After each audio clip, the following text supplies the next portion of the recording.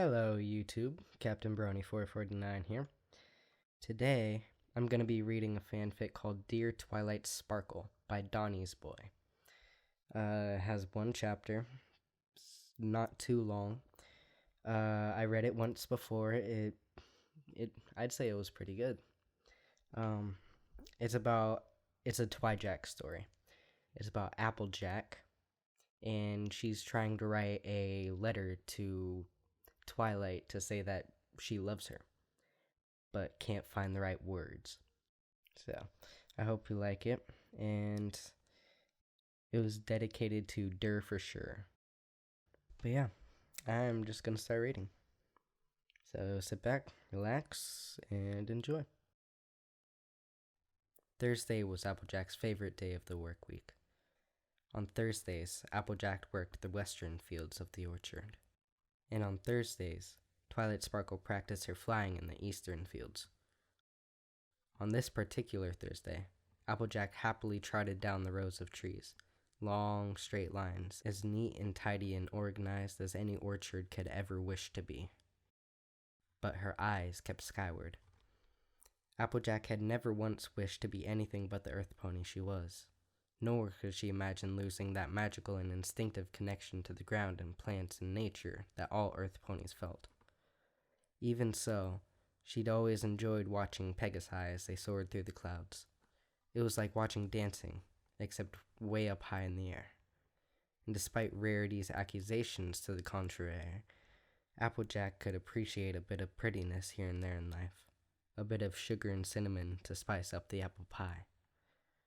But watching Twilight wasn't like watching Fluttershy or like watching Rainbow Dash. Fluttershy was all grace, her wings tilting in fluid, languid motions, a gentle ballet.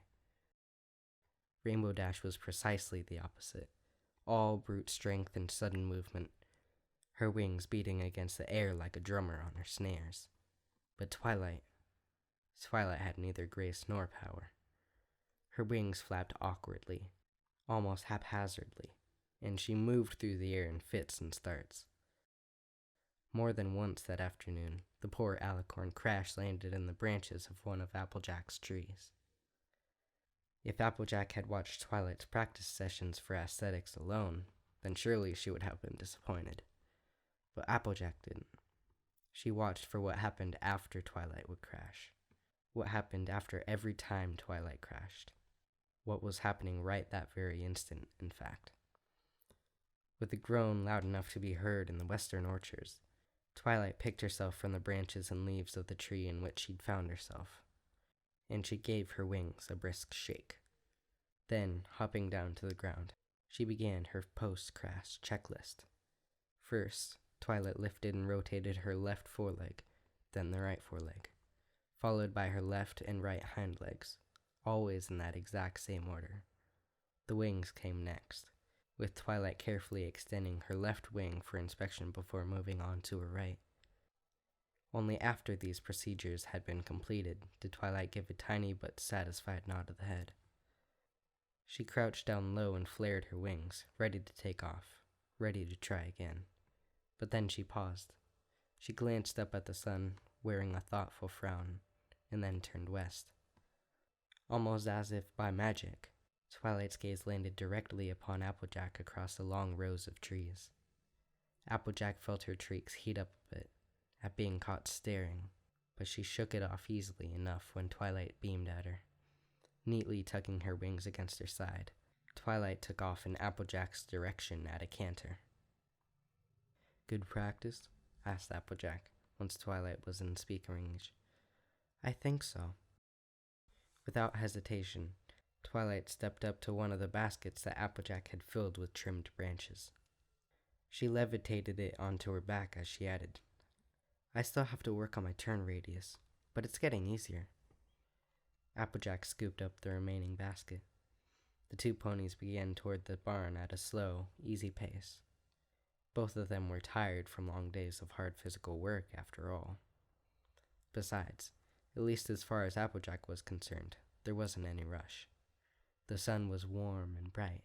A cool breeze blew through the trees, and Twilight walked close enough that Applejack could smell the wind and dirt in the other pony's mane. It was a nice day. No rush at all, really. "How are the trees?" asked Twilight after a few moments, breaking the companionable silence. "Trees are doing fine." Applejack glanced over to the nearest tree, unable to entirely suppress a proud smile. "Didn't have to do much pruning today. Ought to be a good harvest this year." "I'm glad to hear it," Twilight replied, and Applejack could tell she meant it. Twilight always meant it. Once inside the barn, they hauled their baskets to the back corner and set them down. Later, Applejack would sort through the wood to see if any of it could be reclaimed, for use in furniture or for the stove come winter. But that could wait. For right now, there are more important matters at hoof. Applejack took off her hat and wiped her sweaty brow with a foreleg. "Thanks for lending me a hoof with the baskets, Twi." "I'm happy to help. I mean, really, I'm the one who should be thanking you for letting me practice flying in your fields." Apple trees make for much softer landings and buildings. "Aw, hey, you only crashed twice today. That's gotta be a new record, I reckon." Applejack paused and gestured towards the farmhouse. "So, you want to come inside and rest a spell? Maybe have a cold mug of cider?" Twilight giggled. "Why do you always ask that, Applejack? I always stay for cider after practice." Leaning forward, she added in a loud, conspiratorial whisper, "It's even on my calendar. 3 o'clock, flight practice. 4 o'clock, cider with Applejack." Applejack grinned. She could tell the grin was probably a bit too broad and a bit too silly, but she couldn't quite bring herself to care. "Sure, but it ain't proper to assume. You know what they say about assuming." Twilight returned Applejack's grin with one just as wide and just as happy. "Well, in that case, yes, I'd love to stay for a visit." "Dear Twi." No, too simple. Sounds like every other letter I've sent to her. Well, not that I've sent her all that many letters. She's just down the road, so I usually just drop by the library. But the ones I've sent, they've all started like that. "My dearest Twilight." Oh, lordy no. It's like Rarity's gone and possessed me or something. Sure, the gal's got away with words, I'll give her that. But it ain't Rarity writing this here letter. It's me. Ought to sound like me. Just better, cleaned up, more thoughtful-like version of me, maybe. "Dear Twilight Sparkle." Dang it, I don't think this is going so well. With a small, apologetic smile, Twilight stood up from the table.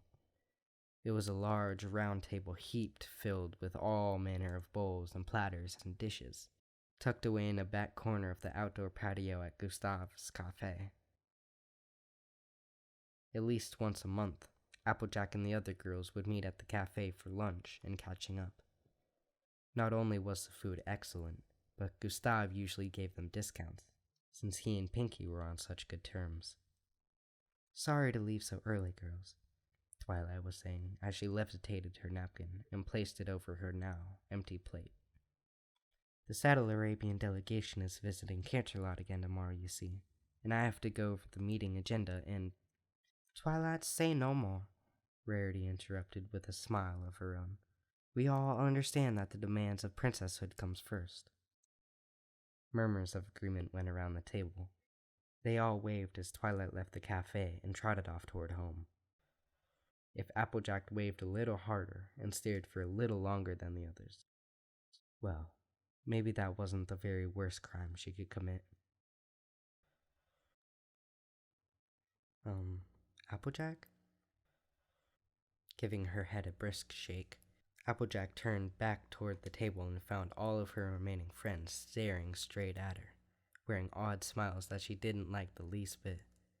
Just a little too big and a little too bright, like Apple Bloom trying to pull a fast one after some crusading mishap or another. Immediately, Applejack frowned.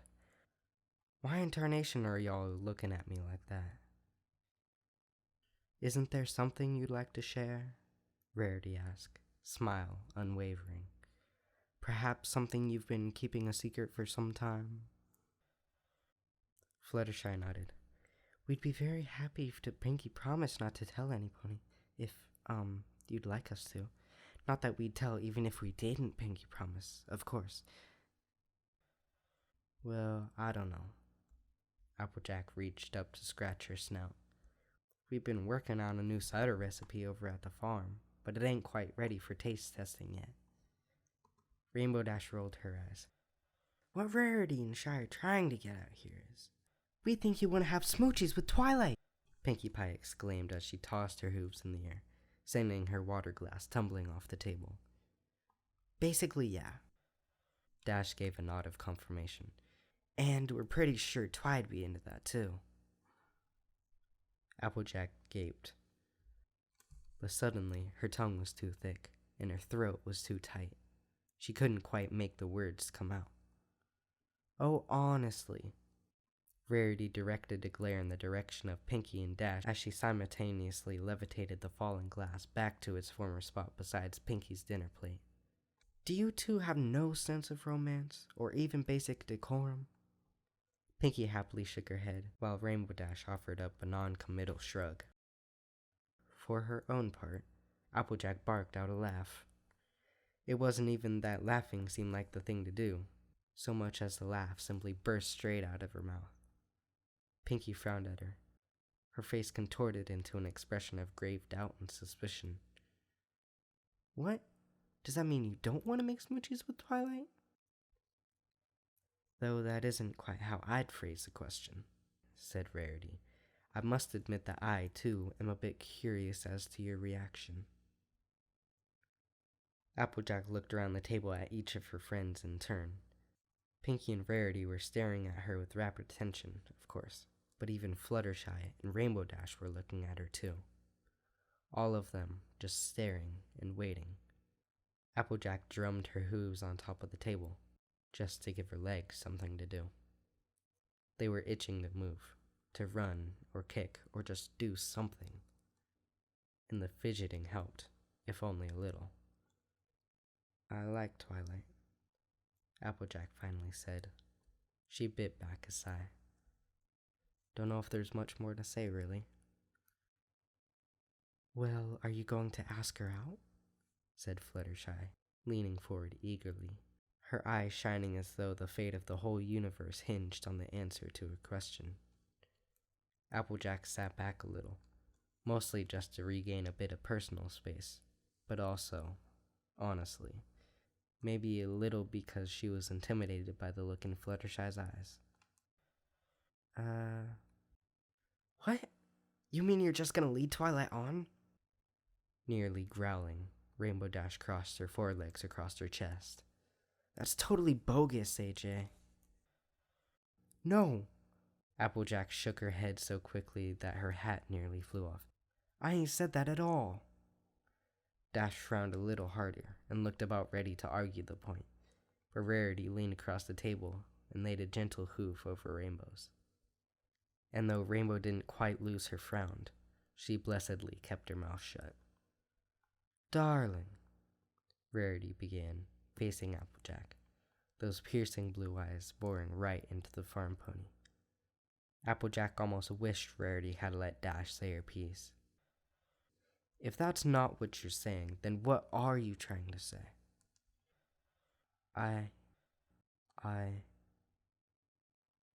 The rest of whatever she'd been about to say evaporated into the air, because it was right about then that she realized her heart was beating a little too fast, and her mouth was a little too dry, and her breathing was a little too shallow. And just when had her legs started shaking so bad? I don't know.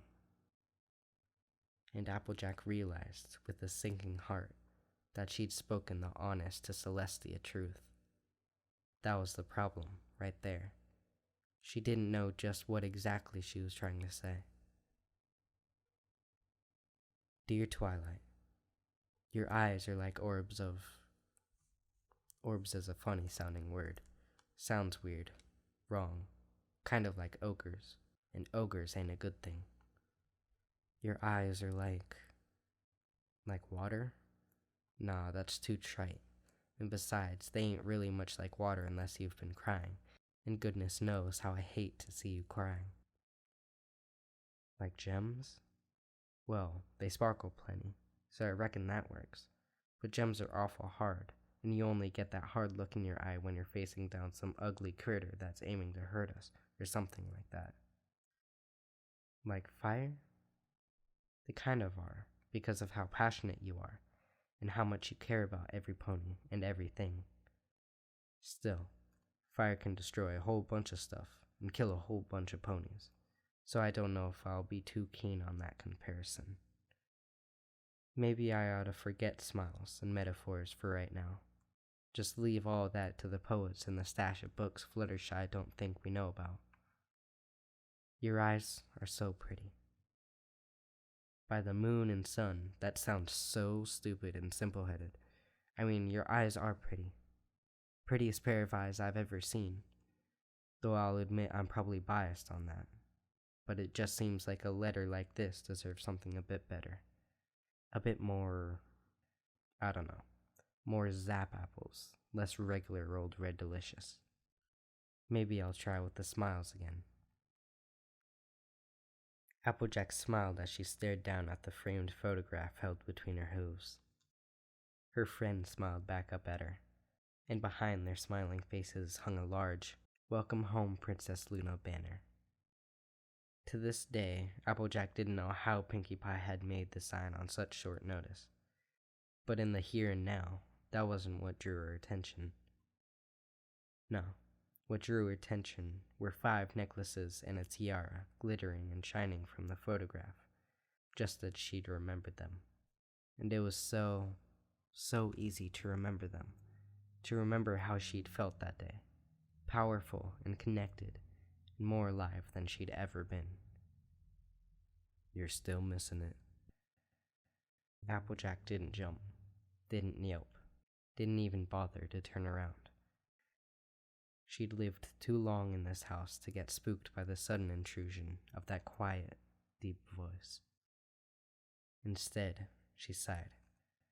Yeah, reckon it's a mite bit selfish of me, but I do. It's just... Big Macintosh didn't speak. He simply waited for her to finish her thought. That was one of the good things about Mac. One of the bad things, too. I don't know, she finally muttered. She shrugged and set the photo back on her bedside table. It's hard to describe to other ponies how it felt, wearing them shiny little doodads. I could feel the others. Twy and all of them, when the necklace was on. The way I can feel my own hoof or heart right now. They're still your friends, AJ. Even better friends now than they were then. Applejack rolled her eyes. It was rude, and Big Mac didn't deserve it, but she couldn't quite help herself. I know that. That ain't the point I'm getting at. She shook her head. I got a good life. A real good life. A good family. Good friends. A roof over my head. Food in my belly. Got nothing to complain about, and so I don't complain. But those necklaces. The soft clop of hooves against well-worn wood, a gentle warmth against her side. Her eyes stayed on the photo. There they all were, so much the same, and yet so different. A seamstress and a weather pony, an animal warden and a baker. A farmer with hooves still caked with dirt from the fields. And there, in the middle of them all, stood a pony who traveled all the way from the shining capital of Equestria. A pony filled of ancient knowledge and arcane magic.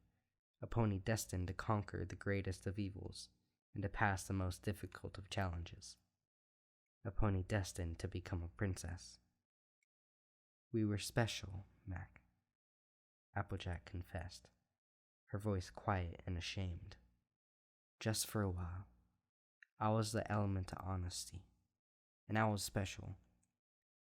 'Cause of her. 'Cause of them.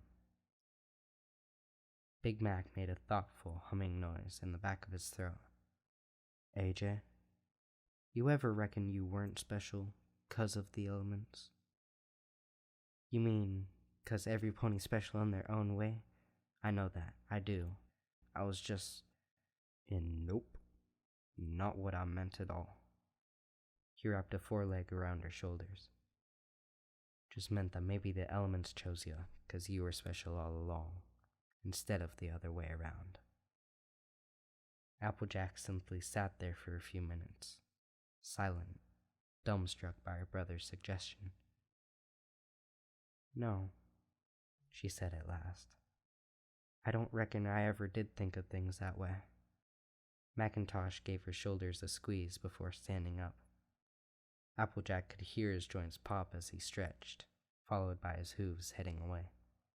The hoof steps paused near the doorway, and Applejack's ears gave a flick. She could tell her brother had something else he wanted to say, and she waited for whatever might come next. AJ? Yeah, Big Macintosh? The way I remember you telling it, the element of magic only popped up once the rest of them were found first. Just something to keep in mind for when you finally ask her out. Applejack gave a silent thanks for having her back turned to her brother, because she could feel a blush burning on her cheeks, hotter than the sun in August.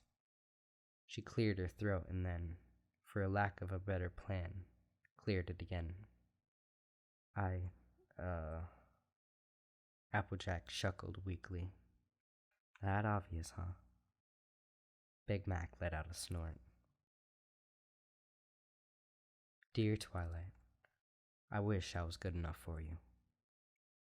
Big Mac would kick my flank if he caught me writing that. Besides, that ain't really it, is it? That I think I ain't good enough? I mean, I don't have the same pedigrees that some of them noble ponies in Canterlot got. But the Apple family name is a known quantity, you might say. It's a good name, a respected name. Could it be that I don't have the book learning you do? But heck, you just love learning for the sake of learning. Other ponies not knowing something you just know means you get to teach them something new. And your eyes always light up like fireworks at the Grand Galloping Gala whenever you get the chance to share a little of what you know. Could just ask you to explain all about magic theory and whatnot, and you'd be happy as a pig in mud as long as I listened. And you know I would, so I don't reckon that's it. Dear Twilight, I wish I could just what? Just what now? Tell you how I feel? Ask you out?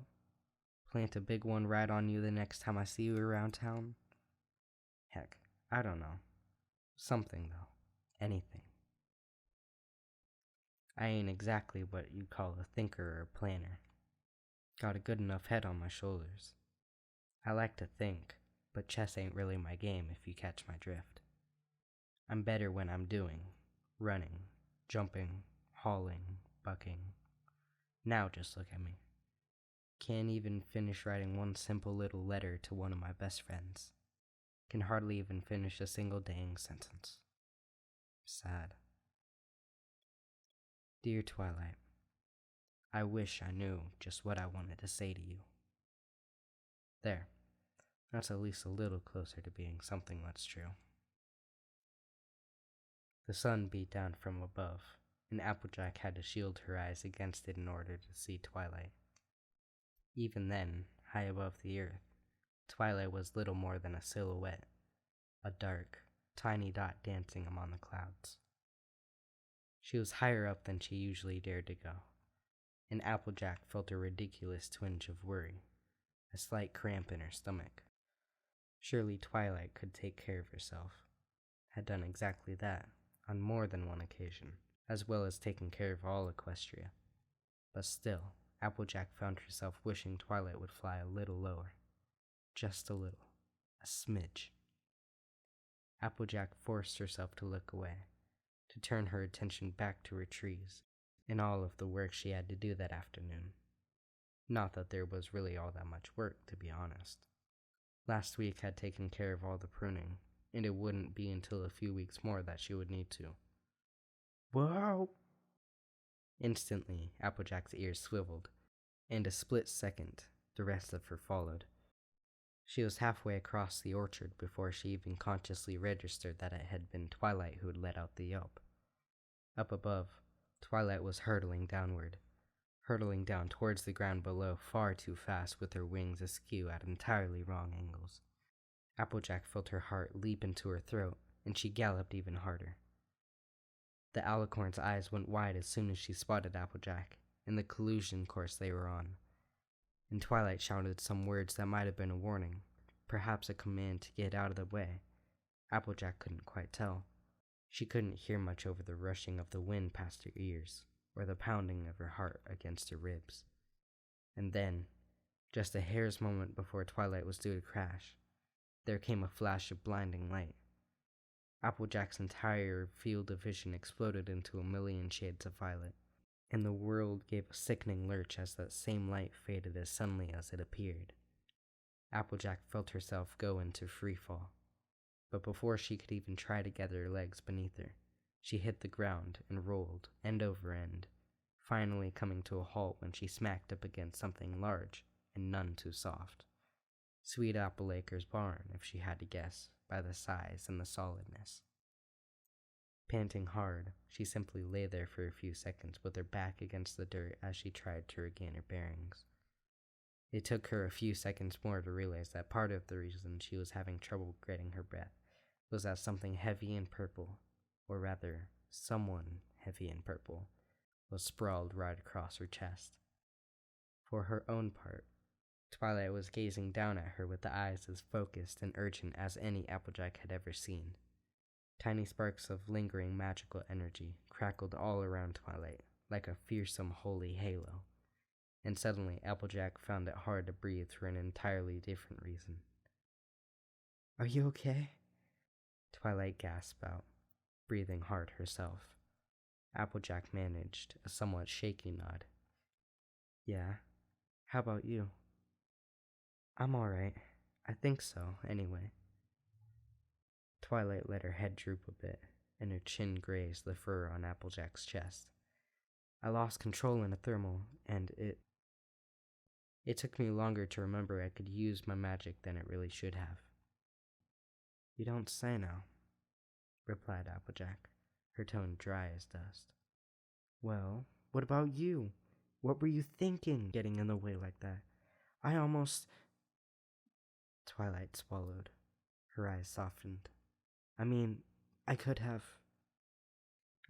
"None of that now, Missy. I didn't save you from tumbling off a cliff in the Everfree just to lose you to a thermos, or whatever you call it." "A thermal," said Twilight, smiling through a sigh. "It's a column of air that rises due to convection and—" It was a perfect moment. Twilight was laying right there, warm and soft, and babbling on about aerial physics in that excited way of hers. And all Applejack would have had to do was lean forward a little. If this had been a fairy tale, she supposed she probably would have. She would have stolen a kiss from her beautiful princess, like a valiant and worthy knight of yore, and then they'd get married and live happily ever after and probably adopt a whole bushel of foals. But of course, life wasn't a fairy tale. So instead of leaning in for a kiss, Applejack reached up with a hoof and gave Twilight a gentle poke in the side. "Sugar Cube, I don't mean to interrupt the flying session, but it's starting to get a bit hard to get a good deep breath in the old lungs here." "What?" Twilight blinked and then glanced around, as though just then realizing the position they both were in. Oh, sorry, Applejack." Quickly, Twilight scampered back onto her hooves. Blushing, she offered a hoof to help Applejack up next. Applejack accepted with a grateful grin and a nod. "I reckon it's not quite 4 o'clock yet," as she dusted herself off and slapped her Stetson back atop her head. "But how would you feel about a cider anyhow?" "I have to say, a cider sounds perfect right now." Together, the two ponies began ambling toward the Apple family farmhouse. Applejack could feel Twilight's gaze linger upon her as they walked, and she turned to the alicorn with an eyebrow raised in silent query. "That was still a completely stupid thing you did back there," Twilight began, her voice stern. Applejack frowned and opened her mouth to protest, but then, as Twilight's sternness melted into a warm smile, the farm pony paused. "Completely stupid," Twilight repeated softly, "but completely brave and completely selfless." She brushed shoulders with Applejack and gave her a brief nuzzle. "Thanks, Applejack." "Weren't nothing," Applejack lied through her teeth. Dear Twilight, once upon a time, you came into my world and made the stars align. I love you. Yours, Applejack. Applejack waited. She was good at waiting, if she hadn't always been, and she hadn't, not as a young filly anyway. The years had forced her to learn how to be. All those weeks of endless crying, back when a tiny apple bloom had colic and nothing and no one could comfort her. All those months of heavy, hurtful silence back when Macintosh, never the chattiest of colts to begin with, gave up speaking altogether as he kept a lonely vigil for ponies who'd never make it back home. All those springs spent sowing and preparing in hopes of a healthy harvest come the fall.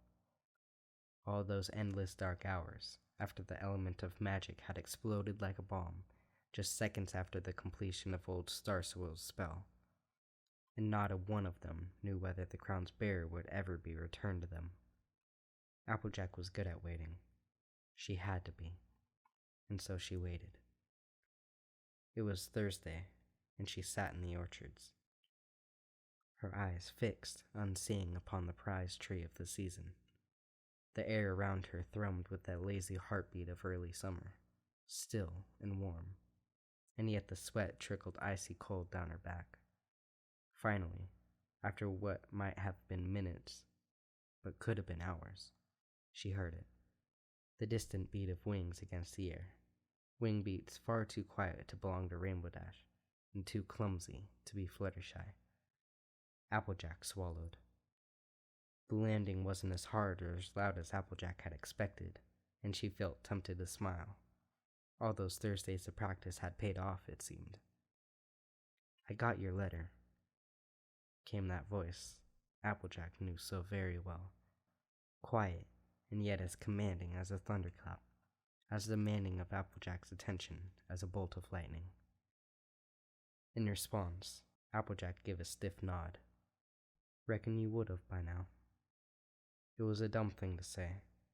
Too dumb and too simple, even for a pony like Applejack. But before she could begin to think of something else to say, something better, and something that actually meant something, she felt a hoof fall soft upon her cheek. She turned, more on instinct than anything else. Twilight Sparkle's face hovered just centimeters from her own. Those purple eyes sparkled under the sun like an entire universe of stars, and Applejack felt her throat tighten. Slowly, deliberately, Twilight leaned toward her, and yet somehow Applejack was still caught by surprise when their lips actually met, when she found herself actually kissing Twilight. Applejack returned the kiss, gingerly at first, all while trying to memorize every single thought and every single sensation. The roughness of Twilight's lips, chapped from so much flying practice, no doubt. The snipe bitterness on Twilight's tongue, the taste of those awful herbal teas the alicorn loved to drink, the distinctive scent of magic, acid and metallic that always lingered in Twilight's mane. The warmth in Applejack's own chest, which expanded out like rays from the sun, to the extent that Applejack felt certain she'd burst right open. Reluctant as she was to end the moment, to end the kiss, Applejack was the first to pull away, to pull back and re-establish a bit of space between the two of them. Still, Twilight was staring straight at her, straight through her, and Applejack couldn't help but tremble slightly at the intensity of the other pony's gaze. "I'm glad you sent the letter," Twilight finally said, She extended a wing and laid it across Applejack's back, lightly, almost delicately. Applejack smiled. Twilight smiled back. Applejack thought about explaining herself. She thought about telling Twilight about all the letters she'd written, and then rewritten, and then thrown away. About describing how hard she struggled to find the words to say, what she wanted to say whatever she meant, because a pony who was a librarian deserved only the very best words. She thought about talking about everything Twilight meant to her, and everything she felt for Twilight. But all Applejack ended up saying was, "I'm glad I wrote the letter." Okay, I told you it was good. Man, it's not too serious. It doesn't have any sex. It doesn't go too in depth to what it could have been. There were many times that I liked, especially the practice letters that she was writing. It gave you a sense of how Applejack was feeling, how Applejack couldn't find the right words. Yeah, she couldn't think of the right words until the right moment, I guess. But yeah, it is the first Twilight story I have read. It is the very first romance fanfic that I have read on this channel. And it is not going to be the last, because a lot of good fanfics have elements like this in it. It is not too serious. It doesn't go too much into detail as to bore someone, but it just has a really good progression throughout the story. It doesn't let you look at all the details at once. It drops them in periodically to make it a better story. But yeah, that was Dear Twilight Sparkle by Donnie's Boy. I'll post a link in the description. Got it from femfiction.com, just like all of my others.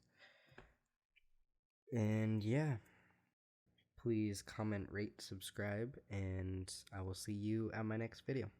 Bye, YouTube.